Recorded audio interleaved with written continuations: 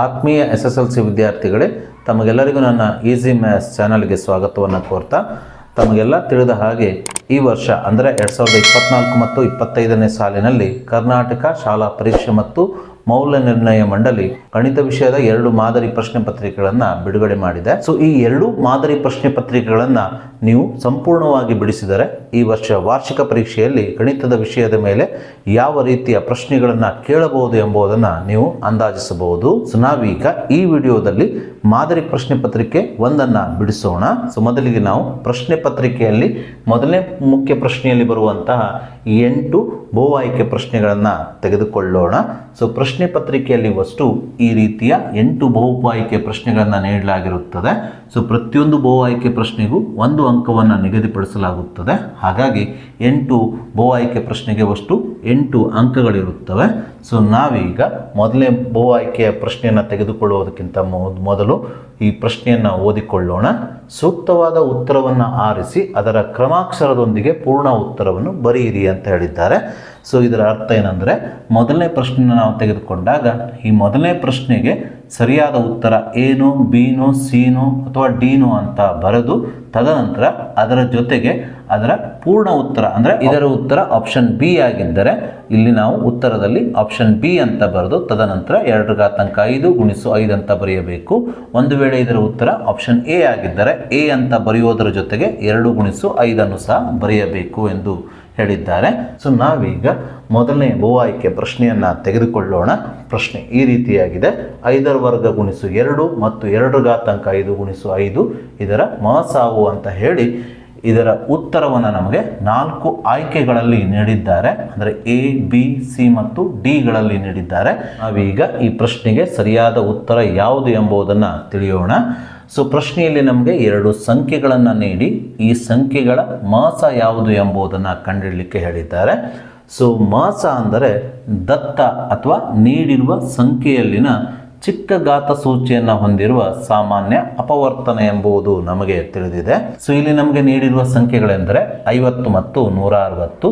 ಇಲ್ಲಿ 50ಅನ್ನು ಇದರ ಅವಿಭಾಜ್ಯ ಅಪವರ್ತನಗಳ ಗುಣಲಬ್ಧವಾಗಿ ನೀಡಿದ್ದಾರೆ, 160ಅನ್ನು ಇದರ ಅವಿಭಾಜ್ಯ ಅಪವರ್ತನಗಳ ಗುಣಲಬ್ಧವಾಗಿ ನೀಡಿದ್ದಾರೆ.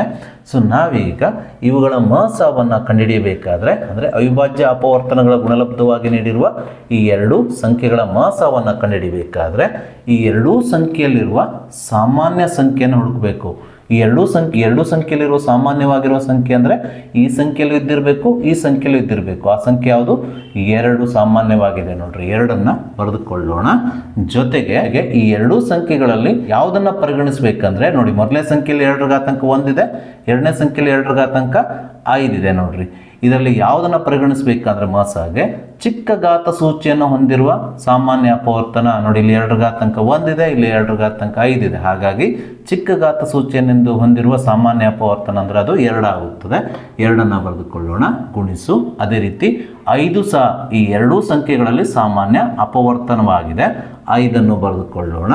ಈ 5⁵2 ಮತ್ತು 5⁵1ರಲ್ಲಿ ಚಿಕ್ಕ ಘಾತ ಸೂಚಿಯನ್ನು ಹೊಂದಿರುವ ಸಂಖ್ಯೆ ಯಾವುದು ಅಂದರೆ ಅದು 5⁵1. 5⁵1 5⁵2ಕ್ಕಿಂತ ಚಿಕ್ಕ ಘಾತ ಸೂಚಿಯನ್ನು ಹೊಂದಿರುವ ಸಂಖ್ಯೆ ಆಗಿರೋದ್ರಿಂದ 5ಅನ್ನು ಬರೆದುಕೊಳ್ಳಬೇಕು.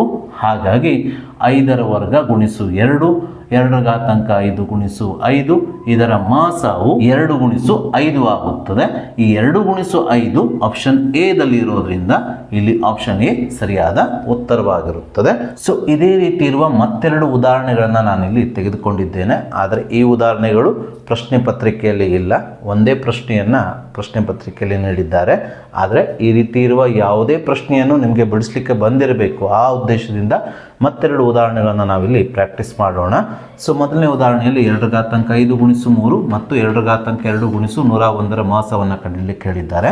ಸೊ ಮಾಸವನ್ನು ನೀವು ನೋಡಬೇಕಾದ್ರೆ ಈ 2 ಸಂಖ್ಯೆಯಲ್ಲಿ ಇದ್ದಿರುವ ಸಾಮಾನ್ಯ ಸಂಖ್ಯೆಯನ್ನು ನೀವು ಬರೆಯಬೇಕಾಗ್ತದೆ. ಈ 2 ಸಂಖ್ಯೆಯಲ್ಲಿರುವ ಸಾಮಾನ್ಯ ಸಂಖ್ಯೆ ಅಂದರೆ ಅದು 2 ನೋಡಿ, 2 ಮೊದಲನೇ ಸಂಖ್ಯೆಯಲ್ಲೂ ಇದೆ, ಎರಡನೇ ಸಂಖ್ಯೆಯಲ್ಲೂ ಇದೆ. ತದನಂತರ ಈ 2⁵5 ಮತ್ತು 2ರ ವರ್ಗದಲ್ಲಿ ಯಾವುದನ್ನು ತೆಗೆದುಕೊಳ್ಬೇಕು ಎಂಬುದು ನಿಮಗೆ ಗೊಂದಲ ಆದರೆ ಈ 2⁵5 ಮತ್ತು 2⁵2ರಲ್ಲಿ ಚಿಕ್ಕ ಘಾತ ಸೂಚಿಯನ್ನು ಹೊಂದಿರುವ ಸಂಖ್ಯೆಯನ್ನು ಮಾಸವನ್ನು ಬರಿಬೇಕಾದ್ರೆ ಪರಿಗಣಿಸಬೇಕು. ಇಲ್ಲಿ ಚಿಕ್ಕ ಘಾತ ಸೂಚಿ ಅಂದರೆ 2 ತಲೆ ಮೇಲಿರುವ ಚಿಕ್ಕ ಸಂಖ್ಯೆಯನ್ನು ನೀವು ನೋಡಬೇಕಾಗ್ತದೆ.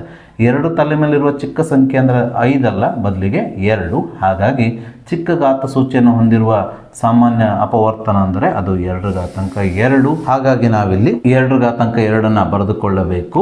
ಈ 2 ಬಿಟ್ಟರೆ 3 ಮತ್ತು 101 ಇವು ಎರಡೂ ಸಂಖ್ಯೆಗಳಲ್ಲಿ ಸಾಮಾನ್ಯ ಅಪವರ್ತನವಾಗಿಲ್ಲ. ಅಂದರೆ 3 ಮೊದಲನೇ ಸಂಖ್ಯೆಯ ಅಪವರ್ತನವಾಗಿದ್ದರೆ 2ನೇ ಸಂಖ್ಯೆಯ ಅಪವರ್ತನವಾಗಿಲ್ಲ. ಅಂದರೆ 3 ಮೊದಲನೇ ಸಂಖ್ಯೆಯಲ್ಲಿದ್ದರೆ 2ನೇ ಸಂಖ್ಯೆಯಲ್ಲಿಲ್ಲ. ಅದೇ ರೀತಿ 101 2ನೇ ಸಂಖ್ಯೆಯ ಅಪವರ್ತನವಾಗಿದ್ದರೆ ಮೊದಲನೇ ಸಂಖ್ಯೆಯ ಅಪವರ್ತನ ಆಗಿಲ್ಲ. ಅಂದರೆ 2ನೇ ಸಂಖ್ಯೆಯಲ್ಲಿದೆ 101, ಆದರೆ ಮೊದಲನೇ ಸಂಖ್ಯೆಯಲ್ಲಿ 101 ನೀವು ನೋಡಲಿಕ್ಕೆ ಆಗೋದಿಲ್ಲ. ಹಾಗಾಗಿ ಚಿಕ್ಕ ಘಾತ ಸೂಚಿಯನ್ನು ಹೊಂದಿರುವ ಸಾಮಾನ್ಯ ಅಪವರ್ತನ 2 ಈ ಎರಡು ಸಂಖ್ಯೆಗಳ ಮಾಸ. ಅಂದರೆ 2 ಅಂದರೆ 2 × 2 4. ಈ 4 ಈ ಎರಡು ಸಂಖ್ಯೆಗಳ ಮಾಸವಾಗಿದೆ. ಇದೇ ರೀತಿ ನಾವೀಗ ಮತ್ತೊಂದು ಉದಾಹರಣೆಯನ್ನು ನೋಡೋದಾದರೆ ಈ ಎರಡೂ ಸಂಖ್ಯೆಯಲ್ಲಿರುವ ಸಾಮಾನ್ಯ ಅಪವರ್ತನ ಅಂದರೆ ಅದು 3. ನೋಡಿ 3 ಎರಡೂ ಸಂಖ್ಯೆಯಲ್ಲಿದೆ. ಹಾಗೆ ಚಿಕ್ಕ ಘಾತ ಸೂಚಿಯನ್ನು ಹೊಂದಿರುವ ಅಪವರ್ತನವೆಂದರೆ ಅದು 3 3 ಅಂತ ಬರೆದ್ರೆ ಅದರ ತಲೆ ಮೇಲೆ ಎಷ್ಟಿರ್ತದೆ? 1 ಇರ್ತದೆ. ಹಾಗಾಗಿ 3 ಮತ್ತು 3ರಲ್ಲಿ ಚಿಕ್ಕ ಘಾತ ಸೂಚಿಯನ್ನು ಹೊಂದಿರುವ ಸಂಖ್ಯೆ 3ಅನ್ನು ನಾವು ಬರೆದುಕೊಳ್ಳಬೇಕು, ಗುಣಿಸು. ಅದೇ ರೀತಿ ಇಲ್ಲಿ 7 ಇದೆ. ಮೊದಲನೇ ಸಂಖ್ಯೆಯಲ್ಲಿ ಅಪವರ್ತನ 7 ಇದೆ, ಎರಡನೇ ಸಂಖ್ಯೆಯಲ್ಲೂ ಅಪವರ್ತನ 7ರ ವರ್ಗ ಇದೆ. ಅಂದರೆ ಎರಡೂ ಸಂಖ್ಯೆಯಲ್ಲಿ 7 ಸಾಮಾನ್ಯ ಅಪವರ್ತನವಾಗಿರೋದ್ರಿಂದ 7ಅನ್ನು ನಾವು ಮಾಸವನ್ನು ಬರೀಬೇಕಾದ್ರೆ ಪರಿಗಣಿಸಬೇಕು. ಈ 7 ಮತ್ತು 7ರ ವರ್ಗದಲ್ಲಿ ಚಿಕ್ಕ ಘಾತ ಸೂಚಿಯನ್ನು ಹೊಂದಿರುವ ಸಂಖ್ಯೆ ಅಂದರೆ ಅದು 7 ಅಥವಾ 7. ಇದರ ತಲೆ ಮೇಲೆ 1 ಇದೆ, ಇದರ ತಲೆ ಮೇಲೆ ಎಷ್ಟಿದೆ? 2 ಇದೆ. ಹಾಗಾಗಿ ಚಿಕ್ಕ ಘಾತ ಸೂಚಿಯನ್ನು ಹೊಂದಿರುವ ಸಂಖ್ಯೆ ಅಂದರೆ ಅದು 7 ಅಥವಾ 7. ಹಾಗಾಗಿ ನಾವಿಲ್ಲಿ ಸಾಮಾನ್ಯ ಅಪವರ್ತನ 7ಅನ್ನು ಬರೆದುಕೊಳ್ಳಬೇಕು. ಸೊ 3 × 7 21 ಆಗುತ್ತದೆ. ಸೊ ಈ 21 ಈ ಎರಡು ಸಂಖ್ಯೆಗಳ ಮಾಸ ಆಗಿರುತ್ತದೆ. ಹೀಗೆ ನಾವು ಮೊದಲನೇ ಪ್ರಶ್ನೆಯನ್ನು ಸಂಪೂರ್ಣವಾಗಿ ತಿಳಿದುಕೊಂಡ ನಂತರ ನಾವೀಗ ಎರಡನೇ ಪ್ರಶ್ನೆಗೆ ಹೋಗೋಣ. ಸೊ ನಾವೀಗ ಎರಡನೇ ಬಹು ಆಯ್ಕೆ ಪ್ರಶ್ನೆಯನ್ನು ತೆಗೆದುಕೊಳ್ಳೋಣ. ಮೊದಲ n ಸ್ವಾಭಾವಿಕ ಸಂಖ್ಯೆಗಳ ಮೊತ್ತವು ಅಂತ ಹೇಳಿ ಈ 4 ಆಪ್ಷನ್ಗಳಲ್ಲಿ ಒಂದು ಸರಿಯಾದ ಉತ್ತರವನ್ನು ಕೊಟ್ಟಿದ್ದಾರೆ. ಅಂದರೆ ಮೊದಲ n ಸ್ವಾಭಾವಿಕ ಸಂಖ್ಯೆಗಳ ಮೊತ್ತವನ್ನು ಕಂಡುಹಿಡಿಯುವ ಸೂತ್ರವನ್ನು ಕೊಟ್ಟಿದ್ದಾರೆ. ಇವುಗಳಲ್ಲಿ ಯಾವುದು ಸರಿಯಾದ ಸೂತ್ರವಾಗಿದೆ ಎಂಬುದನ್ನು ನಾವೀಗ ಕಂಡುಹಿಡಿಯಬೇಕು. ಸೊ ನೀವು ಸಮಾಂತರ ಶ್ರೇಣಿಯ n ಪದಗಳ ಮೊತ್ತ ಹಾಗೆ ಸಮಾಂತರ ಶ್ರೇಣಿಯ nನೇ ಪದವನ್ನು ಕಂಡುಹಿಡಿಯುವ ಸೂತ್ರದ ಹಾಗೆ ಮೊದಲ n ಸ್ವಾಭಾವಿಕ ಸಂಖ್ಯೆಗಳ ಮೊತ್ತವನ್ನು ಕಂಡುಹಿಡಿಯುವ ಸೂತ್ರವನ್ನು ಸಹ ಬೈಪಾಟ್ ಹಾಕಿಕೊಳ್ಳಲೇಬೇಕು. ಸೊ ಮೊದಲ n ಸ್ವಾಭಾವಿಕ ಸಂಖ್ಯೆಗಳ ಮೊತ್ತವನ್ನು ಕಂಡುಹಿಡಿಯುವ ಸೂತ್ರವು n × n+1 ಭಾಗಿಸು 2 ಆಗುತ್ತದೆ. ಇದು ಆಪ್ಷನ್ ಸಿ ಯಲ್ಲಿದೆ. ಹಾಗಾಗಿ ಆಪ್ಷನ್ ಸಿ ಇಲ್ಲಿ ಸರಿಯಾದ ಉತ್ತರವಾಗಿದೆ. ಸೊ ಇಲ್ಲಿ ನೋಡಿ ಆಪ್ಷನ್ ಬಿನೂ ಸಹ ಇದೇ ರೀತಿ ಇದೆ, ಆದರೆ ಇಲ್ಲಿ n+2 ಅಂತ ನೀಡಿದ್ದಾರೆ. ಹಾಗಾಗಿ ನೀವು ಗೊಂದಲಕ್ಕೆ ಒಳಗಾಗದೆ ಸರಿಯಾಗಿ ನೀಡಿರುವ ಆಪ್ಷನ್ಗಳನ್ನು ನೀಡಿ ಸರಿಯಾದ ಉತ್ತರವನ್ನು ಬರೆಯಬೇಕು. ಹಾಗಾಗಿ ಎರಡನೇ ಪ್ರಶ್ನೆ ಅಂದರೆ ಮೊದಲ n ಸ್ವಾಭಾವಿಕ ಸಂಖ್ಯೆಗಳ ಮೊತ್ತವನ್ನು ಕಂಡುಹಿಡಿಯುವ ಸೂತ್ರ n × n+1 ಭಾಗಿಸು 2 ಆಪ್ಷನ್ ಸಿ ಆಗಿದೆ. ಸೊ ನಾವೀಗ ಮಾದರಿ ಪ್ರಶ್ನೆ ಪತ್ರಿಕೆಯಲ್ಲಿ ನೀಡಿರುವಂಥ ಒಂದು ವೆರಿ ಬ್ಯೂಟಿಫುಲ್ ಕ್ವಶನಿಗೆ ಹೋಗೋಣ. ಇದು ಮೂರನೇ ಪ್ರಶ್ನೆಯಾಗಿದೆ. ಈ ಪ್ರಶ್ನೆಯನ್ನು 2 ಚರಾಕ್ಷರಗಳಿರುವ ರೇಖಾತ್ಮಕ ಸಮೀಕರಣಗಳ ಜೋಡಿಗಳು ಈ ಅಧ್ಯಾಯದ ಮೇಲೆ ನೀಡಲಾಗಿದೆ. ಆ ಅಧ್ಯಾಯದ ಮೇಲೆ ಇದೇ ರೀತಿಯ ಪ್ರಶ್ನೆಗಳನ್ನು ಸಾಮಾನ್ಯವಾಗಿ ನೀಡಲಾಗಿರುತ್ತದೆ. ಸೊ ಪ್ರಶ್ನೆ ಈ ರೀತಿಯಾಗಿದೆ: a1x + b1y + c1 = 0 ಮತ್ತು a2x + b2y + c2 = 0. ಈ ಜೋಡಿ ರೇಖಾತ್ಮಕ ಸಮೀಕರಣಗಳಲ್ಲಿ ಕೆಳಗಿನ ಯಾವ ಸಂದರ್ಭವೂ ಉಂಟಾಗುವುದಿಲ್ಲ ಅಂತ ಹೇಳಿ ಇಲ್ಲಿ 4 ಸಂದರ್ಭಗಳನ್ನು 4 ಆಪ್ಷನ್ಗಳ ರೂಪದಲ್ಲಿ ನೀಡಿದ್ದಾರೆ. ಇದರಲ್ಲಿ ಈ 4 ಆಪ್ಷನ್ಗಳಲ್ಲಿ ಯಾವ ಸಂದರ್ಭಗಳು ಈ ಜೋಡಿ ರೇಖಾತ್ಮಕ ಸಮೀಕರಣದಲ್ಲಿ ಉಂಟಾಗುವುದಿಲ್ಲ ಅಂತ ಕೇಳಿದ್ದಾರೆ. ಸೊ ನಾವೀಗ ಈ ಜೋಡಿ ರೇಖಾತ್ಮಕ ಸಮೀಕರಣಗಳಿಗೆ ಸಂಬಂಧಿಸಿದಂತೆ ಒಂದೊಂದೇ ಸಂದರ್ಭಗಳನ್ನು ಅಂದರೆ ಒಂದೊಂದೇ ಆಪ್ಷನ್ಸ್ಗಳನ್ನು ಚೆಕ್ ಮಾಡ್ತಾ ಹೋಗೋಣ. ಇಲ್ಲಿ ಮೊದಲನೇ ಆಪ್ಷನ್ ಏನಿದೆ ಅಂದರೆ a1 ಭಾಗಿಸು a2 ≠ b1 ಭಾಗಿಸು b2. ಅಂದರೆ ಮೊದಲನೇ ಸಮೀಕರಣ ಮತ್ತು ಎರಡನೇ ಸಮೀಕರಣದ x ಸಹಗುಣಕಗಳ ಅನುಪಾತದ ಬೆಲೆಯು y ಸಹಗುಣಕಗಳ ಅನುಪಾತದ ಬೆಲೆಗೆ ಸಮನಾಗಿಲ್ಲ ಅಂತ ಕೊಟ್ಟಿದ್ದಾರೆ. ಈ ರೀತಿ ಈ ಎರಡೂ ಸಮೀಕರಣಗಳ x ಮತ್ತು y ಸಹಗುಣಕಗಳ ಅನುಪಾತದ ಬೆಲೆಯು ಬೇರೆ ಬೇರೆಯಾಗಿದ್ದಾಗ ರೇಖಾಗಣಿತೀಯವಾಗಿ ಈ ಎರಡೂ ರೇಖಾತ್ಮಕ ಸಮೀಕರಣಗಳು ಛೇದಿಸುವ ರೇಖೆಗಳನ್ನು ಪ್ರತಿನಿಧಿಸುತ್ತದೆ. ಅಂದರೆ ಈ ಎರಡೂ ರೇಖೆಗಳು ಒಂದೇ ಬಿಂದುವಿನಲ್ಲಿ ಛೇದಿಸುತ್ತದೆ. ಹಾಗೆಯೇ ಬೀಜಗಣಿತೀಯವಾಗಿ ಈ ಎರಡೂ ರೇಖಾತ್ಮಕ ಸಮೀಕರಣಗಳಿಗೆ ಒಂದೇ ಪರಿಹಾರ ಇರುತ್ತದೆ, ಅಂದರೆ ಅನನ್ಯ ಪರಿಹಾರ ಇರುತ್ತದೆ. ಯಾಕಂದರೆ ಇವೆರಡು ಸರಳ ರೇಖೆಗಳು ಒಂದೇ ಬಿಂದುವಿನಲ್ಲಿ ಛೇದಿಸುವುದರಿಂದ ಇವಕ್ಕೆ ಅನನ್ಯ ಅಂದರೆ ಒಂದೇ ಪರಿಹಾರ ಇರುತ್ತದೆ. ಹಾಗಾಗಿ ಈ ಎರಡೂ ರೇಖಾತ್ಮಕ ಸಮೀಕರಣಗಳಲ್ಲಿ ಈ ಸಂದರ್ಭವು ಉಂಟಾಗುವುದರಿಂದ ಇಲ್ಲಿ ಆಪ್ಷನ್ ಎ ಸರಿಯಾದ ಉತ್ತರವಾಗಿರುವುದಿಲ್ಲ. ಏಕೆಂದರೆ ಪ್ರಶ್ನೆಯಲ್ಲಿ ನಮಗೆ ಈ ಕೆಳಗಿನ ಯಾವ ಸಂದರ್ಭವು ಈ ಜೋಡಿ ರೇಖಾತ್ಮಕ ಸಮೀಕರಣಗಳಲ್ಲಿ ಉಂಟಾಗುವುದಿಲ್ಲ ಅಂತ ಕೇಳಿದ್ರು, ಆದರೆ ಈ ಸಂದರ್ಭವು ಈ ಜೋಡಿ ರೇಖಾತ್ಮಕ ಸಮೀಕರಣದಲ್ಲಿ ಉಂಟಾಗ್ತಾ ಇದೆ. ಹಾಗಾಗಿ ಆಪ್ಷನ್ ಎ ಇಲ್ಲಿ ಸರಿಯಾದ ಉತ್ತರವಾಗಿಲ್ಲ. ಈಗ ನಾವು ಆಪ್ಷನ್ ಬಿ ಗೆ ಬರೋಣ. ಆಪ್ಷನ್ ಬಿ ನಲ್ಲಿ a1 ಭಾಗಿಸು a2 is equal to b1 ಭಾಗಿಸು b2 is not equal to c1 ಭಾಗಿಸು c2 ಅಂತ ಕೊಟ್ಟಿದ್ದಾರೆ. ಅಂದ್ರೆ ಈ ಎರಡೂ ರೇಖಾತ್ಮಕ ಸಮೀಕರಣಗಳ x ಸಹಗುಣಕಗಳ ಅನುಪಾತದ ಬೆಲೆಯು y ಸಹಗುಣಕಗಳ ಅನುಪಾತದ ಬೆಲೆಗೆ ಸಮನಾಗಿದ್ದು ಸ್ಥಿರಾಂಕಗಳ ಅನುಪಾತದ ಬೆಲೆಗೆ ಸಮನಾಗಿಲ್ಲ. ಈ ರೀತಿ ಇದ್ದಾಗ ನೀಡಿದಂಥ ರೇಖಾತ್ಮಕ ಸಮೀಕರಣಗಳ ಜೋಡಿಗಳು ರೇಖಾಗಣಿತೀಯವಾಗಿ ಅಥವಾ ನಕ್ಷಾ ರೂಪದಲ್ಲಿ ಸಮಾಂತರ ಸರಳ ರೇಖೆಗಳನ್ನು ಪ್ರತಿನಿಧಿಸುತ್ತದೆ. ಅಂದರೆ ಈ ರೇಖೆಗಳನ್ನು ಅನಂತ ದೂರದವರೆಗೂ ಎರಡೂ ಕಡೆಗೆ ವರ್ಧಿಸಿದ್ರು ಇವು ಸೇರೋದಿಲ್ಲ, ಅಂತರ ಸಮನಾಗಿರುತ್ತದೆ. ಆದ್ದರಿಂದ ಬೀಜಗಣಿತೀಯವಾಗಿ ಈ ಸಮಾಂತರ ಸರಳ ರೇಖೆಗಳಿಗೆ ಯಾವುದೇ ಪರಿಹಾರ ಇರೋದಿಲ್ಲ. ಯಾಕಂದರೆ ಈ ಸರಳ ರೇಖೆಗಳನ್ನು ಅನಂತ ದೂರದವರೆಗೂ ಎರಡೂ ಕಡೆಗೆ ವರ್ಧಿಸಿದ್ರೂ ಸಹ ಅದು ಯಾವುದೇ ಒಂದು ಬಿಂದುವಿನಲ್ಲಿ ಸೇರದೇ ಇರೋದ್ರಿಂದ ಇದಕ್ಕೆ ಬೀಜಗಣಿತೀಯವಾಗಿ ಯಾವುದೇ ಪರಿಹಾರ ಇರೋದಿಲ್ಲ. ಆದ್ದರಿಂದ ಇಲ್ಲಿ ಆಪ್ಷನ್ ಬಿ ಸಹ ಸಂದರ್ಭ ಉಂಟಾಗುತ್ತದೆ. ಆದ್ದರಿಂದ ಇಲ್ಲಿ ಆಪ್ಷನ್ ಬಿ ಈ ಪ್ರಶ್ನೆಗೆ ಸರಿಯಾದ ಉತ್ತರ ಆಗಿಲ್ಲ. ಸೊ ನಾವೀಗ ಮೂರನೇ ಸಂದರ್ಭ ಆಪ್ಷನ್ ಸಿ ದಲ್ಲಿ ನೀಡಿದರೆ ಇದಕ್ಕೆ ಹೋಗೋಣ. ಸೊ ಇದರಲ್ಲಿ ನಮಗೆ a1 ಭಾಗಿಸು a2 is equal to b1 ಭಾಗಿಸು b2 is equal to c1 ಭಾಗಿಸು c2 ಅಂತ ನೀಡಿದ್ದಾರೆ. ಅಂದರೆ ಮೊದಲನೇ ಸಮೀಕರಣ ಮತ್ತು ಎರಡನೇ ಸಮೀಕರಣದ x ಸಹಗುಣಕಗಳ ಅನುಪಾತದ ಬೆಲೆಯು y ಸಹಗುಣಕಗಳ ಅನುಪಾತದ ಬೆಲೆಗೆ ಸಮನಾಗಿದ್ದು ಇದು ಸ್ಥಿರಾಂಕಗಳ ಅನುಪಾತದ ಬೆಲೆ c1 ಭಾಗಿಸು c2 ದ ಬೆಲೆಗೂ ಸಮನಾಗಿದೆ. ಈ ರೀತಿ ಇದ್ದಾಗ ಮೊದಲನೇ ಸಮೀಕರಣ ಒಂದು ಸರಳ ರೇಖೆಯಾಗಿದ್ದರೆ ಎರಡನೇ ಸಮೀಕರಣವು ಈ ರೀತಿ ಇದ್ದಾಗ ಇದರ ಮೇಲೆ ಬರುತ್ತದೆ. ಅಂದರೆ ಈ ಎರಡೂ ಸರಳ ರೇಖೆಗಳು ನಕ್ಷಾ ರೂಪದಲ್ಲಿ ಅಥವಾ ರೇಖಾಗಣಿತೀಯವಾಗಿ ಐಕ್ಯಗೊಳ್ಳುತ್ತದೆ. ಅಂದರೆ ಒಂದೊಂದ ಮೇಲೆ ಒಂದು ಸರಿಯಾಗಿ ಈ ರೀತಿ ಕುತ್ಕೊಳ್ತವೆ. ಹಾಗಾಗಿ ಈ ಸಂದರ್ಭವು ಸಹ ಈ ಎರಡು ರೇಖಾತ್ಮಕ ಸಮೀಕರಣಗಳ ಜೋಡಿಗಳಲ್ಲಿ ಉಂಟಾಗುವುದರಿಂದ ಇದು ಸಹ ಸರಿಯಾದ ಆಯ್ಕೆಯಾಗಿಲ್ಲ. ಅದೇ ರೀತಿ ಬೀಜಗಣಿತೀಯವಾಗಿ ಇದಕ್ಕೆ ಅನಂತ ಪರಿಹಾರಗಳು ಇದ್ದಾವೆ, ಅಂದರೆ ಅನೇಕ ಪರಿಹಾರಗಳಿದ್ದಾವೆ. ಯಾಕಂದರೆ ಇವೆರಡೂ ಸರಳ ರೇಖೆಗಳು ಹಲವಾರು ಬಿಂದುಗಳಲ್ಲಿ ಅನೇಕ ಬಿಂದುಗಳಲ್ಲಿ ಸೇರೋದ್ರಿಂದ ಇದಕ್ಕೆ ಅನಂತ ಪರಿಹಾರವನ್ನು ನಾವು ಬೀಜಗಣಿತದಲ್ಲಿ ಕಾಣಬಹುದು.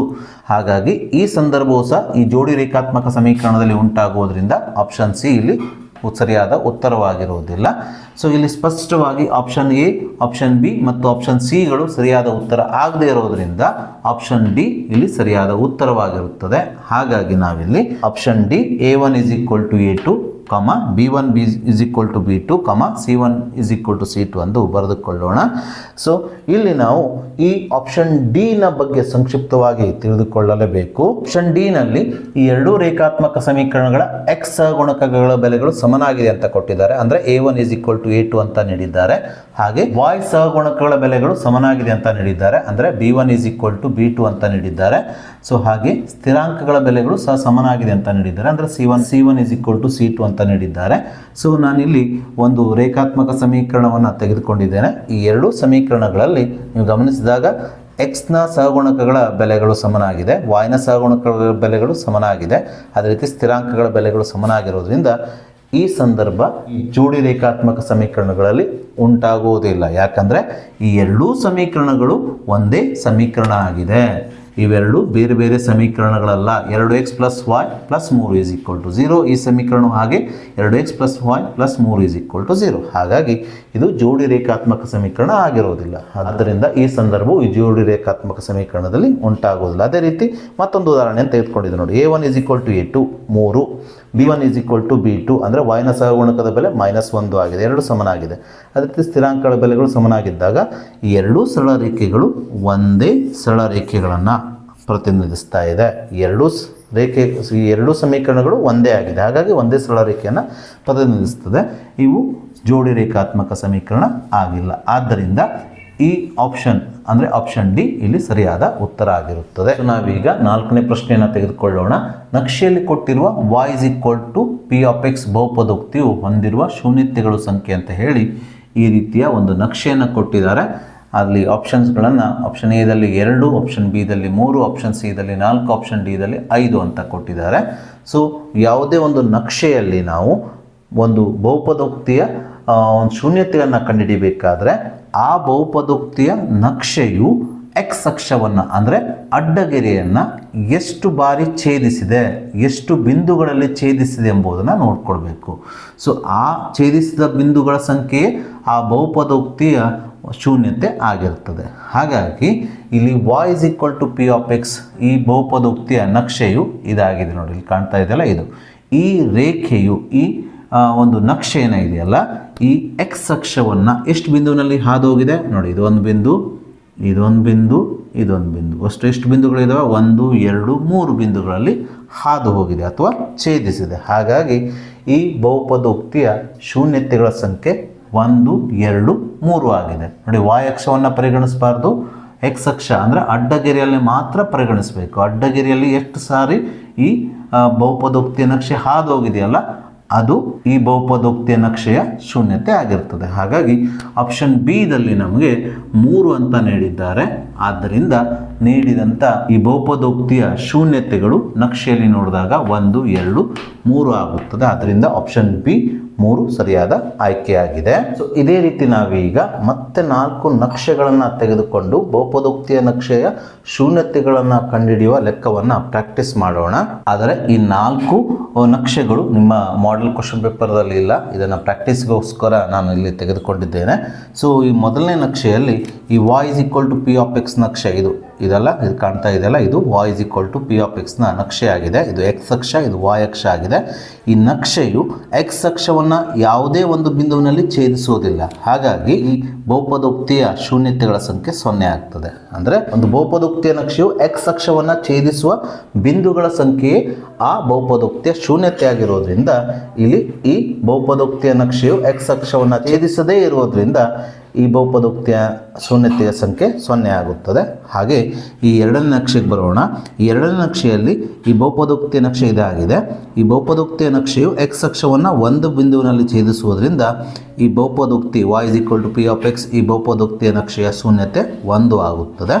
ಹಾಗೆ ಮೂರನೇ ಒಂದು ನಕ್ಷೆಗೆ ಬಂದಾಗ ಇಲ್ಲಿ y is equal to p of x ನಕ್ಷೆ ಇದಾಗಿದೆ. ಈ ನಕ್ಷೆಯು ಎಕ್ಸ್ ಅಕ್ಷವನ್ನು 2 ಬಿಂದುವಿನಲ್ಲಿ ಛೇದಿಸ್ತಾ ಇದೆ ನೋಡಿ, ಅಡ್ಡಗೆರೆಯನ್ನು 2 ಬಿಂದುವಿನಲ್ಲಿ ಛೇದಿಸ್ತಾ ಇದೆ. ಹಾಗಾಗಿ ಈ y is equal to p of x ನ ನಕ್ಷೆಯ ಶೂನ್ಯತೆಗಳ ಸಂಖ್ಯೆಯಲ್ಲಿ 2 ಆಗಿದೆ. ಹಾಗೆ ಈ ನಾಲ್ಕನೇ ಒಂದು ನಕ್ಷೆಗೆ ಬಂದಾಗ ಇಲ್ಲಿ y is equal to p of x ನಕ್ಷೆ ನೋಡಿ, ಇದು ಕರ್ವ್ ಇದೆಯಲ್ಲ ಇದು.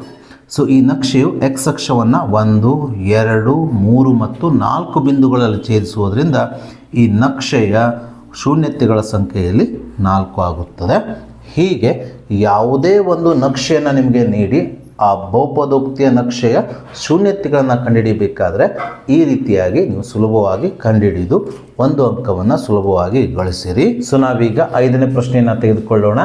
x × x + 2 is equal to 6 ಇದು ಒಂದು ರೇಖಾತ್ಮಕ ಸಮೀಕರಣ, ವರ್ಗ ಸಮೀಕರಣ, ಘನ ಬಹುಪದೋಕ್ತಿ, ವರ್ಗ ಬಹುಪದೋಕ್ತಿ ಅಂತ ನೀಡಿದ್ದಾರೆ. ನಾವಿಲ್ಲಿ ನೀಡಿರುವ ಈ ಸಮೀಕರಣವು ಇವುಗಳಲ್ಲಿ ಯಾವ ಬಹುಪದೋಕ್ತಿ ಅಥವಾ ಯಾವ ಸಮೀಕರಣ ಆಗಿದೆ ಎಂಬುದನ್ನು ಕಂಡುಹಿಡಿಯಬೇಕು. ಸೊ ಈ ಪ್ರಶ್ನೆಯನ್ನು ಬಿಡಿಸುವುದಕ್ಕಿಂತ ಮೊದಲು ನಾವು ರೇಖಾತ್ಮಕ ಸಮೀಕರಣ, ವರ್ಗ ಸಮೀಕರಣ, ಘನ ಬಹುಪದೋಕ್ತಿ, ವರ್ಗ ಬಹುಪದೋಕ್ತಿಗಳ ಬಗ್ಗೆ ಸಂಕ್ಷಿಪ್ತವಾಗಿ ತಿಳಿದುಕೊಳ್ಳೋಣ. ನಾವು ಈ ಸಮೀಕರಣವನ್ನು ಸಂಕ್ಷೇಪಿಸಿದಾಗ ಈ ಸಮೀಕರಣದ ಸಂಕ್ಷೇಪಿತ ರೂಪವು ಈ ರೂಪದಲ್ಲಿ ಬಂದರೆ ax + b = 0 ಈ ರೂಪದಲ್ಲಿ ಬಂದರೆ ಈ ಸಮೀಕರಣ ಏನಾಗಿರ್ತದೆ, ರೇಖಾತ್ಮಕ ಸಮೀಕರಣ ಆಗಿರ್ತದೆ. ಫಾರ್ ಎಕ್ಸಾಂಪಲ್ 2x + 3 = 0 ಈ ರೂಪದಲ್ಲಿ ಬಂದರೆ ಇದೊಂದು ರೇಖಾತ್ಮಕ ಸಮೀಕರಣ ಆಗಿರ್ತದೆ. ಈ ರೇಖಾತ್ಮಕ ಸಮೀಕರಣದಲ್ಲಿ ಚರಾಕ್ಷರ x ನ ಮಹತ್ತಮ ಘಾತ ಏನಿರ್ತದೆ ಯಾವಾಗಲೂ ಅಥವಾ ಡಿಗ್ರಿ ಏನಾಗಿರ್ತದೆ 1 ಆಗಿರ್ತದೆ. ಸೊ ಒಂದು ವೇಳೆ ಈ ಸಮೀಕರಣದ ಸಂಕ್ಷೇಪಿತ ರೂಪ ಈ ರೂಪದಲ್ಲಿದ್ದರೆ ಇದು ಆಪ್ಷನ್ ಎ ದಲ್ಲಿ ನೀಡಿರುವ ರೇಖಾತ್ಮಕ ಸಮೀಕರಣ ಸರಿಯಾಗ್ತದೆ. ಒಂದು ವೇಳೆ ಈ ಸಮೀಕರಣವನ್ನು ಸಂಕ್ಷೇಪಿಸಿದಾಗ ಅದು ಈ ರೂಪದಲ್ಲಿ ಬಂದರೆ ax² + bx + c = 0 ಈ ರೂಪದಲ್ಲಿ ಬಂದರೆ, ಉದಾಹರಣೆಗೆ 2x² + 3x + 6 = 0 ಈ ರೂಪದಲ್ಲಿ ಬಂದರೆ ಈ ಸಮೀಕರಣವು ವರ್ಗ ಸಮೀಕರಣವಾಗುತ್ತದೆ. ಹಾಗಾಗಿ ಆಪ್ಷನ್ ಬಿ ಸರಿಯಾದ ಉತ್ತರವಾಗುತ್ತದೆ. ಸೊ ನಾವೀಗ ಘನ ಬಹುಪದೋಕ್ತಿ ಮತ್ತು ವರ್ಗ ಬಹುಪದೋಕ್ತಿಗಳ ಬಗ್ಗೆ ತಿಳಿದುಕೊಳ್ಳೋಣ. ಆದರೆ ಇಲ್ಲಿ ನಮಗೆ ನೀಡಿರುವಂಥದ್ದು ಒಂದು ಸಮೀಕರಣ. ಒಂದು ಸಮೀಕರಣದಲ್ಲಿ ಎಡಭಾಗ ಮತ್ತು ಬಲಭಾಗ ಇರುತ್ತದೆ. ಅಂದರೆ ಎಡಭಾಗದ ಬೀಜೋಕ್ತಿ ಮತ್ತು ಬಲಭಾಗದ ಬೀಜೋಕ್ತಿಗಳ ಸಮತೆಯನ್ನು ಸೂಚಿಸುತ್ತದೆ. ಅಂದರೆ ಎಡಭಾಗದ ಬೀಜೋಕ್ತಿ ಮತ್ತು ಬಲಭಾಗದ ಬೀಜೋಕ್ತಿಗಳ ನಡುವೆ ಸಮಚಿಹ್ನೆ ಇರುತ್ತದೆ. ಆದರೆ ಬಹುಪದೋಕ್ತಿಯಲ್ಲಿ ಯಾವುದೇ ಸಮಚಿಹ್ನೆ ಇರುವುದಿಲ್ಲ, ಇಲ್ಲಿ ಒಂದೇ ಬೀಜೋಕ್ತಿ ಇರುತ್ತದೆ. ಹಾಗಾಗಿ ಸಮೀಕರಣಗಳು ಬಹುಪದೋಕ್ತಿಗಳಲ್ಲ. ಆದ್ದರಿಂದ ಇಲ್ಲಿ ಆಪ್ಷನ್ ಸಿ ಮತ್ತು ಆಪ್ಷನ್ ಡಿ ವರ್ಗ ಬಹುಪದೋಕ್ತಿ ಘನ ಬಹುಪದೋಕ್ತಿ ಇವೆರಡು ರಾಂಗ್ ಆಪ್ಷನ್ ಆಗ್ತವೆ. ಆದ್ದರಿಂದ ಇದು ರೇಖಾತ್ಮಕ ಸಮೀಕರಣ ಆಗ್ಬೋದು ಅಥವಾ ವರ್ಗ ಸಮೀಕರಣ ಆಗ್ಬೋದು. ಯಾಕಂದರೆ ಇದೊಂದು ಸಮೀಕರಣ ಆಗಿದೆ, ಇದರಲ್ಲಿ ಎಡಭಾಗ ಇದೆ ಮತ್ತು ಬಲಭಾಗ ಇದೆ, ಇದರ ನಡುವೆ ಸಮಚಿಹ್ನೆ ಇದೆ, ಅಂದರೆ ಈ ರೂಪದಲ್ಲಿ ಇದೆ. ಇವುಗಳಲ್ಲಿ ಯಾವುದು ಸಮೀಕರಣ ಎಂಬುದನ್ನು ನಾವೀಗ ನೋಡೋಣ. ಇವುಗಳಲ್ಲಿ ಯಾವ ಸಮೀಕರಣವು ಇದಾಗಿದೆ ಎಂಬುದನ್ನು ಕಂಡುಹಿಡಿಯಬೇಕಾದ್ರೆ ಇದನ್ನು ನಾವು ಸಂಕ್ಷೇಪಿಸಬೇಕು. ಸಂಕ್ಷೇಪಿಸುವುದು ಹೇಗೆ ಅಂದರೆ ಇಲ್ಲಿ ಬ್ರ್ಯಾಕೆಟ್ ಇದೆಯಲ್ಲ, ಈ ಬ್ರ್ಯಾಕೆಟನ್ನು ಯಾವಾಗಲೂ ತೆಗಿಬೇಕು. ಅಂದರೆ ತೆಗೆಯೋದಂದ್ರೆ ಏನು, ಬ್ರ್ಯಾಕೆಟ್ ಅಂದರೆ ಏನು, ಇಲ್ಲಿ ಗುಣಿಸು ಚಿಹ್ನೆ ಅಂತ. ಹೊರಗಿರುವ ಪದದಿಂದ ಒಳಗಿರುವ ಪದಗಳಿಗೆ ಗುಣಿಸ್ಕೊಂಡಾಗ ಈ ಬ್ರ್ಯಾಕೆಟ್ ಚಿಹ್ನೆ ಹೋಗ್ಬಿಡ್ತದೆ. ನೋಡಿ, ಎಕ್ಸ್ ಇಂಟು ಎಕ್ಸ್ ಏನಾಗ್ತದೆ ಹೇಳ್ರಿ, ಎಕ್ಸ್ ದ ವರ್ಗ ಆಗ್ತದೆ. ನಂತರ ಎಕ್ಸ್ದಿಂದ 2 ಗುಣಿಸ್ಕೊಳ್ರಿ, ಪ್ಲಸ್ ಇಂಟು ಪ್ಲಸ್ ಪ್ಲಸ್ 2 ಗುಣಿಸು ಎಕ್ಸ್ ಅಂದರೆ 2x ಈಸ್ ಈಕ್ವಲ್ ಟು 6 ಬಲಭಾಗದಲ್ಲಿ ಹಾಗೆ ಇಡ್ರಿ. ಇದು ಈಗ ಯಾವ ರೂಪಕ್ಕೆ ಬಂತ ಹೇಳ್ರಿ, ರೇಖಾತ್ಮಕ ಅಥವಾ ವರ್ಗ ಸಮೀಕರಣ ಅಂತ ನೋಡಿದಾಗ ನಾವು ಇದು ವರ್ಗ ಸಮೀಕರಣ ಆಗಿದೆ. ಇಲ್ಲಿ ನೋಡಿರಿ, ಇಲ್ಲಿ ಚರಾಕ್ಷರ ಎಕ್ಸ್ ದ ಘಾತಾಂಕ ಎಷ್ಟಿದೆ, 2 ಇದೆ. ಎ ಎಕ್ಸ್ ದ ವರ್ಗ ಪ್ಲಸ್ ಪಿ ಎಕ್ಸ್, ಈಗ ಪ್ಲಸ್ 6 ಈ ಕಡೆ ತಂದ್ರೆ ಏನಾಗ್ತದೆ, -6 ಈಸ್ ಈಕ್ವಲ್ ಟು 0 ಆಗ್ತದೆ. ಹಾಗಾಗಿ ಇದೊಂದು ವರ್ಗ ಸಮೀಕರಣ ಆಗ್ತದೆ. ವರ್ಗ ಸಮೀಕರಣ ಆಪ್ಷನ್ ಬಿ ಇಲ್ಲಿ ಸರಿಯಾದ ಆಯ್ಕೆಯಾಗಿದೆ. ನಾವೀಗ 6ನೇ ಪ್ರಶ್ನೆಯನ್ನು ತೆಗೆದುಕೊಳ್ಳೋಣ. ಚಿತ್ರದಲ್ಲಿ ತ್ರಿಭುಜ PQR ಸಮರೂಪಿ ತ್ರಿಭುಜ ABC ಆಗಿದೆ. ಇವುಗಳಲ್ಲಿ ತ್ರಿಭುಜಗಳ ಅನುರೂಪ ಬಾಹುಗಳ ಜೋಡಿಯು ಅಂತ ಹೇಳಿ ಇಲ್ಲಿ ನಮಗೆ 4 ಆಪ್ಷನ್ಗಳಲ್ಲಿ ಉತ್ತರಗಳನ್ನು ನೀಡಿದ್ದಾರೆ. ಇವುಗಳಲ್ಲಿ ಸರಿಯಾದ ಅನುರೂಪ ಬಾಹುಗಳ ಜೋಡಿಗಳು ಯಾವುವು ಎಂಬುದನ್ನು ನಾವಿಲ್ಲಿ ಕಂಡುಹಿಡಿಯಬೇಕು. ಇವೆರಡು ತ್ರಿಭುಜಗಳ ಸರಿಯಾದ ಅನುರೂಪ ಬಾಹುಗಳ ಜೋಡಿಗಳನ್ನು ಹುಡುಕಬೇಕಾದ್ರೆ ನಾವು ಈ 2 ಸಮರೂಪಿ ತ್ರಿಭುಜಗಳನ್ನು ಸರಿಯಾಗಿ ಗಮನಿಸಬೇಕು. ಸೊ ಇಲ್ಲಿ ತ್ರಿಭುಜ PQRನ P ಕೋನವು ತ್ರಿಭುಜ ABCಯ ಎ ಕೋನಕ್ಕೆ ಸಮ ಆಗಿದೆ ಅಂತ ಕೊಟ್ಟಿದ್ದಾರೆ. ಅಂದರೆ ಇವೆರಡು ಅನುರೂಪ ಕೋನಗಳಾಗಿವೆ. ಯಾಕಂದರೆ ಇವೆರಡು ಸಮರೂಪಿ ತ್ರಿಭುಜಗಳಾಗಿರೋದ್ರಿಂದ ಅನುರೂಪ ಕೋನಗಳು ಸಮನಾಗಿರುತ್ತವೆ. ಹಾಗೆ ತ್ರಿಭುಜ PQRನ R ಕೋನವು ತ್ರಿಭುಜ ABCಯ C ಕೋನಕ್ಕೆ ಸಮನಾಗಿದೆ. ಹಾಗಾಗಿ ಇವೆರಡು ಅನುರೂಪ ಕೋನಗಳಾಗಿರುತ್ತವೆ. ಸೊ ಹಾಗಾಗಿ ಈ 2 ಅನುರೂಪ ಕೋನಗಳಿಗೆ ಹೊಂದಿಕೊಂಡಿರುವ ಬಾವು ಸಹ ಏನಾಗಿರುತ್ತೆ ಅಂದರೆ ಅನುರೂಪ ಬಾವು ಆಗಿರುತ್ತದೆ. ಹಾಗಾಗಿ ಈ ಅನುರೂಪ ಕೋನಗಳಿಗೆ ಹೊಂದಿಕೊಂಡಂಥ ಬಾವು ತ್ರಿಭುಜ PQRನಲ್ಲಿ PR, ಅದೇ ರೀತಿ ತ್ರಿಭುಜ ABCಯಲ್ಲಿ ಅನುರೂಪ ಕೋನಗಳಿಗೆ ಹೊಂದಿಕೊಂಡಂಥ ಬಾವು ಯಾವುದು, AC. ಇವೆರಡು ಅನುರೂಪ ಬಾವುಗಳಾಗುತ್ತವೆ. ಅಂದರೆ ತ್ರಿಭುಜ PQRನ PR ಬಾವು ತ್ರಿಭುಜ ABCಯ AC ಬಾವಿಗೆ ಅನುರೂಪವಾಗಿದೆ. ಆದರೆ ಆಪ್ಷನ್ನಲ್ಲಿ ನಮಗೆ PR ಬಾವು ABಗೆ ಅನುರೂಪವಾಗಿ ಅಂತ ಕೊಟ್ಟಿದ್ದಾರೆ. PR ಬಾವು ಯಾವುದಕ್ಕೆ ಅನುರೂಪವಾಗಿದೆ, AC ಬಾವಿಗೆ ಅನುರೂಪವಾಗಿದೆ. ಹಾಗೆ PR ABಗೆ ಅನುರೂಪವಾಗಿರೋದು ತಪ್ಪಾದ ಆಯ್ಕೆಯಾಗಿದೆ. ಅದೇ ರೀತಿ PR BCಗೆ ಅನುರೂಪವಾಗಿ ಅಂತ ಕೊಟ್ಟಿದ್ದಾರೆ. PR ACಗೆ ಅನುರೂಪವಾಗಿರೋದ್ರಿಂದ ಈ ಆಯ್ಕೆಯು ಸಹ ತಪ್ಪಾಗುತ್ತದೆ. ಸೊ ಮುಂದುವರೆದು ತ್ರಿಭುಜ PQRನ R ಕೋನವು ತ್ರಿಭುಜ ABCಯ C ಕೋನಕ್ಕೆ ಅನುರೂಪವಾಗಿದೆ. ಇವೆರಡು ಕೋನಗಳು ಸಮನಾಗಿದೆ ಅಂತ ಕೊಟ್ಟಿದ್ದಾರೆ. ತ್ರಿಭುಜ PQRನ R ಕೋನಕ್ಕೆ ಹೊಂದಿಕೊಂಡಂಥ ಬಾವು QR, ಅದೇ ರೀತಿ ತ್ರಿಭುಜ ABCಯ C ಕೋನಕ್ಕೆ ಹೊಂದಿಕೊಂಡಂಥ ಬಾವು BC. ಇವೆರಡು ಅನುರೂಪ ಬಾವುಗಳಾಗುತ್ತವೆ. ಅಂದರೆ QR ಅನುರೂಪ BC ಆಗುತ್ತದೆ. ಆದರೆ ಆಯ್ಕೆಯಲ್ಲಿ ನಮಗೆ ಈ QR ಬಾವು AC ಬಾವಿಗೆ ಅನುರೂಪವಾಗಿದೆ ಅಂತ ಕೊಟ್ಟಿದ್ದಾರೆ. ಆಕ್ಚುಲಿ QR ಬಾವು ಯಾವುದಕ್ಕೆ ಅನುರೂಪವಾಗಿದೆ, BC ಬಾವಿಗೆ ಅನುರೂಪವಾಗಿದೆ. ಹಾಗಾಗಿ ಈ ಆಯ್ಕೆ ತಪ್ಪಾಗುತ್ತದೆ. ಈ 3 ಆಯ್ಕೆಗಳು ತಪ್ಪಾದಾಗ ಉಳಿದಿರುವ ಆಯ್ಕೆ ಯಾವುದು, ಒಂದೇ, ಅದು PQ ಮತ್ತು ABಗಳು ಅನುರೂಪ ಬಾವುಗಳಾಗಿರುತ್ತವೆ. ಈ ಚಿತ್ರದಲ್ಲಿ ನಾವು ಗಮನಿಸಿದಾಗ ಇವೆರಡೂ ಬಾವುಗಳನ್ನು ಬಿಟ್ಟರೆ ಇಲ್ಲಿ ಉಳಿದ ಬಾವುಗಳು ಯಾವುದಂದ್ರೆ ಈ ತ್ರಿಭುಜದಲ್ಲಿ ಅಂದರೆ PQR ತ್ರಿಭುಜದಲ್ಲಿ PQ ಬಾವು ಉಳಿದಿದೆ. ಅದೇ ರೀತಿ ABC ತ್ರಿಭುಜದಲ್ಲಿ AB ಬಾವುಗಳು ಉಳಿದಿದೆ. ಅಲ್ಲಿ PR ಮತ್ತು ACಗಳು ಅನುರೂಪ ಬಾವುಗಳ ಜೋಡಿಗಳು, ಅದೇ ರೀತಿ QR ಮತ್ತು BCಗಳು ಅನುರೂಪ ಬಾವುಗಳು ಜೋಡಿಗಳಾಗಿದ್ದಾರೆ. ತ್ರಿಭುಜ PQRನ PQ ಬಾವು ಅಂದರೆ 3ನೇ ಬಾವು, ತ್ರಿಭುಜ ABCಯ 3ನೇ ಬಾವು ಯಾವುದು, ಇವೆರಡನ್ನು ಬಿಟ್ಟರೆ AB ಬಾವು ಪರಸ್ಪರ ಅನುರೂಪ ಬಾವುಗಳಾಗುತ್ತವೆ. ಹಾಗಾಗಿ PQ ಮತ್ತು ABಗಳು ಅನುರೂಪ ಬಾವುಗಳಾಗಿದೆ ಎಂಬುದು ಸರಿಯಾದ ಉತ್ತರವಾಗಿದೆ. ಆದ್ದರಿಂದ ಇಲ್ಲಿ ಆಪ್ಷನ್ ಎ PQ ಮತ್ತು AB ಇದು ಸರಿಯಾದ ಆಯ್ಕೆಯಾಗಿದೆ. ಅಥವಾ ಇಲ್ಲಿ ನೀಡಿರುವ ಈ ತ್ರಿಭುಜಗಳ ಚಿತ್ರಗಳನ್ನು ನೋಡಿ ನೀವು ಅನುರೂಪ ಬಾವುಗಳ ಜೋಡಿಗಳನ್ನು ಹೇಳಬಹುದು. ಮೊದಲಿಗೆ ತ್ರಿಭುಜ PQRನಲ್ಲಿ ಅತ್ಯಂತ ಚಿಕ್ಕ ಬಾವು ಯಾವುದು, PQ. ಹಾಗೆ ತ್ರಿಭುಜ ABCಯಲ್ಲಿ ಅತ್ಯಂತ ಚಿಕ್ಕ ಬಾವು ಯಾವುದು, AB. ಹಾಗಾಗಿ ಇವೆರಡು ಅನುರೂಪ ಬಾವುಗಳಾಗಿರ್ತದೆ ಅಂತ ಹೇಳಬಹುದು. ನೋಡಿ, PQ ಅನುರೂಪ AB ಅಂತ ಆಪ್ಷನ್ ಅನ್ನು ಇಲ್ಲಿ ಕೊಟ್ಬಿಟ್ಟಿದ್ದಾರೆ. ಹಾಗಾಗಿ ಇದೇ ಸರಿಯಾದ ಆನ್ಸರ್ ಆಗುತ್ತದೆ. ಈ ರೀತಿಯೂ ಸಹ ನಾವೇನು ಮಾಡಬಹುದು ಅಂದರೆ ಉತ್ತರವನ್ನು ನೇರವಾಗಿ ಬರೆಯಬಹುದು. ಈ ತ್ರಿಭುಜದ ಚಿಕ್ಕ ಬಾವು, ಈ ತ್ರಿಭುಜದ ಚಿಕ್ಕ ಬಾವು, ಈ ತ್ರಿಭುಜ ಚಿಕ್ಕ ಬಾವು ಯಾವುದು, PQ. ಈ ತ್ರಿಭುಜ ಚಿಕ್ಕ ಬಾವು AB. ಈ ಆಪ್ಷನ್ ಅನ್ನು, ಈ ಜೋಡಿಯನ್ನು ನಮಗೆ ಆಪ್ಷನ್ ಅಲ್ಲಿ ಕೊಟ್ಟಿರೋದ್ರಿಂದ ಅದನ್ನು ನೀವು ನೇರವಾಗಿ ಬರೆದ್ರು ಉತ್ತರ ಸಿಗುತ್ತದೆ. ಸೊ ನಾವೀಗ 7ನೇ ಪ್ರಶ್ನೆಯನ್ನು ತೆಗೆದುಕೊಳ್ಳೋಣ.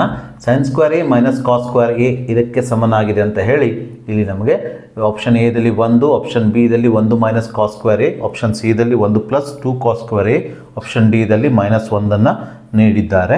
ಇವುಗಳಲ್ಲಿ ಯಾವುದು ಸರಿಯಾದ ಉತ್ತರವಾಗಿದೆ ಎಂಬುದನ್ನು ನಾವೀಗ ಕಂಡುಹಿಡಿಯಬೇಕು. ಸೊ ಈ ಪ್ರಶ್ನೆಯನ್ನು ಬಿಡಿಸಲು ನಮಗೆ sin square A plus cos square A = 1 ಈ ತ್ರಿಕೋನಮಿತಿಯ ನಿತ್ಯ ಸಮೀಕರಣವು ನೆನಪಿರಲೇಬೇಕು. ಈ ನಿತ್ಯ ಸಮೀಕರಣದ ಸಹಾಯದಿಂದ ನಾವೀಗ ಈ ಪ್ರಶ್ನೆಗೆ ಉತ್ತರವನ್ನು ಕಂಡುಹಿಡಿಯೋಣ. ಸೊ ಈ ನೀಡಿರುವ ಆಪ್ಷನ್ಗಳನ್ನು ನೀವು ಗಮನಿಸಿದಾಗ ಆಪ್ಷನ್ ಎ ದಲ್ಲಿ 1 ನೀಡಿದ್ದಾರೆ, ಆಪ್ಷನ್ ಬಿ ದಲ್ಲಿ 1 ಮೈನಸ್ 2 ಕಾಸ್ ಸ್ಕ್ವೇರ್ ಎ ಅನ್ನು ನೀಡಿದ್ದಾರೆ, ಹಾಗೆ ಆಪ್ಷನ್ ಸಿ ದಲ್ಲಿ 1 ಪ್ಲಸ್ 2 ಕಾಸ್ ಸ್ಕ್ವೇರ್ ಎ ಅನ್ನು ನೀಡಿದ್ದಾರೆ, ಆಪ್ಷನ್ ಡಿ ದಲ್ಲಿ -1 ಅಂತ ನೀಡಿದ್ದಾರೆ. ಸೊ ನಾವಿಲ್ಲಿ ಗಮನಿಸಬೇಕಾಗಿದ್ದು ಆಪ್ಷನ್ ಬಿ ಮತ್ತು ಆಪ್ಷನ್ ಸಿ ಅನ್ನು.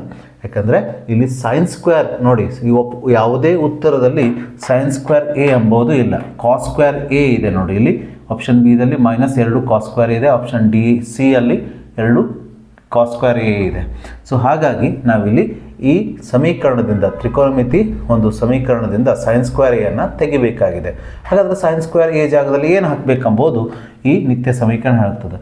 sin ಸ್ಕ್ವೇರ್ ಎ ಯಾವ್ದು ಸಮನಾಗಿದೆ ಅಂದರೆ sin ಸ್ಕ್ವೇರ್ ಎ ಅನ್ನು ಇದ್ದ ಹಾಗೆ ಬರೆದುಕೊಂಡು ಈ ಕಾಸ್ ಸ್ಕ್ವೇರ್ ಎ ಅನ್ನು ಬಲಭಾಗಕ್ಕೆ ಸ್ಥಳಾಂತರಿಸಿದಾಗ ಈ ಪ್ಲಸ್ ಕಾಸ್ ಸ್ಕ್ವೇರ್ ಎ ಬಲಭಾಗಕ್ಕೆ ಬಂದಾಗ ಮೈನಸ್ ಕಾಸ್ ಸ್ಕ್ವೇರ್ ಎ ಆಗ್ತದೆ. ಹಾಗಾಗಿ ಈ ನಿತ್ಯ ಸಮೀಕರಣದ ಪ್ರಕಾರ sin ಸ್ಕ್ವೇರ್ ಎ ನ ಬೆಲೆಯು 1 ಮೈನಸ್ ಕಾಸ್ ಸ್ಕ್ವೇರ್ ಎ ಆಗ್ತದೆ. ಹಾಗಾಗಿ ನಾವು ಈ ಸಮೀಕರಣದಲ್ಲಿ sin ಸ್ಕ್ವೇರ್ ಎ ನ ಜಾಗದಲ್ಲಿ sin ಸ್ಕ್ವೇರ್ ಎ ಗೆ ಸಮನಾಗಿರುವ 1 ಮೈನಸ್ ಕಾಸ್ ಸ್ಕ್ವೇರ್ ಎ ಅನ್ನು ಆದೇಶಿಸಬೇಕು, ಮೈನಸ್ ಈ ಕಾಸ್ ಸ್ಕ್ವೇರ್ ಎ ಅನ್ನು ಇದ್ದಾಗೆ ಬರೆಯಬೇಕು. ಹೀಗೆ ಬರೆದಾಗ ಇಲ್ಲಿ sin ಸ್ಕ್ವೇರ್ ಎ ಎಂಬುದು ಹೋಗಿ ಕಾಸ್ ಸ್ಕ್ವೇರ್ ಎ ಮಾತ್ರ ಉಳಿಯುತ್ತದೆ.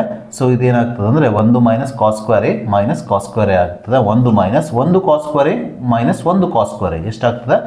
2 ಕಾಸ್ ಸ್ಕ್ವೇರ್ ಎ ಅಂದರೆ -2 ಕಾಸ್ ಸ್ಕ್ವೇರ್ ಎ ಆಗ್ತದೆ. ಆದ್ದರಿಂದ ಇಲ್ಲಿ sin square A minus cos square ಎಯು 1 ಮೈನಸ್ 2 ಕಾಸ್ ಸ್ಕ್ವೇರ್ ಎಗೆ ಸಮನಾಗಿದೆ. ಈ 1 minus 2 cos square A option B ದಲ್ಲಿ ಇದೆ.